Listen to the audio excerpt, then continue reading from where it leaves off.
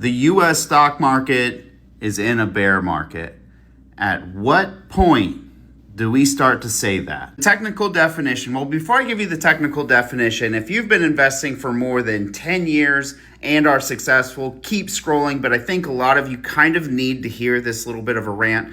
But the technical definition of a bear market is minus 20% from the highs, which for the S&P 500 futures would put us around $6,100. And it would need to be sustained for more than 2 months, okay? So we had a very technical, short bear market at the beginning of 2025. We had a V-shaped recovery. We are nowhere near a bear market right now. And stick with me, I really think some of you need to hear this, but who are the ones complaining? And if you are one of these individuals, no judgment. I've been there. 2008 rocked my world.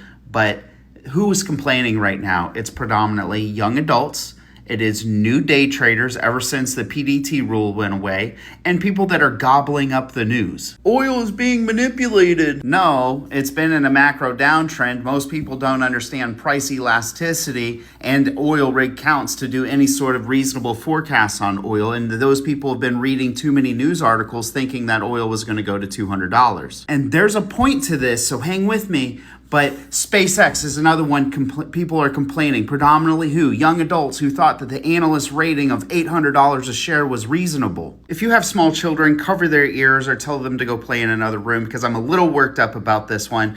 But this individual, I'm going to talk about some of his content. This comment came from that original video. I am judging this person based off their content. If you judge someone based off of their sex, their color, their religion, you're a piece of shit. Get the fuck out of my comments. Go hit unfollow. I do not want you. But his market commentary is a perfect example of where we have this huge influx of young adults that have came to social media that are gobbling up the news, spreading it around the markets and spreading it amongst new investors, predominantly young adults following other young adults, and day traders ever since that rule went away. And it is consistently bad advice. And that's not to say that every single one of my stocks is a perfect pick and that every trade goes great. I've got stocks that are down right now. No.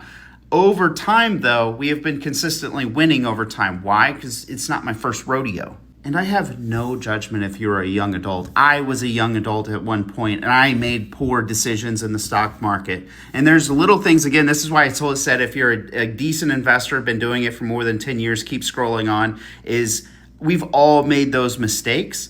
But the difference is back when I was 20 years old, I couldn't pick up my Razr flip phone and spread that bad information out to 50,000 people 3 times a day. We are in a crab market. Things are not even bad right now. We've been making content for 6 years now. And if you think I'm doing this for clicks and views, I made like $89 in the last month. That barely fills up my truck, okay? I make these videos because I genuinely care that other people do well. I genuinely enjoy making predictions, and I genuinely have been doing the market for nearly 2 decades at this point. And I started making content 6 years ago because there was so much bad advice in terms of the stock market, in terms of investing. And so when I see something, I'm going to call it out.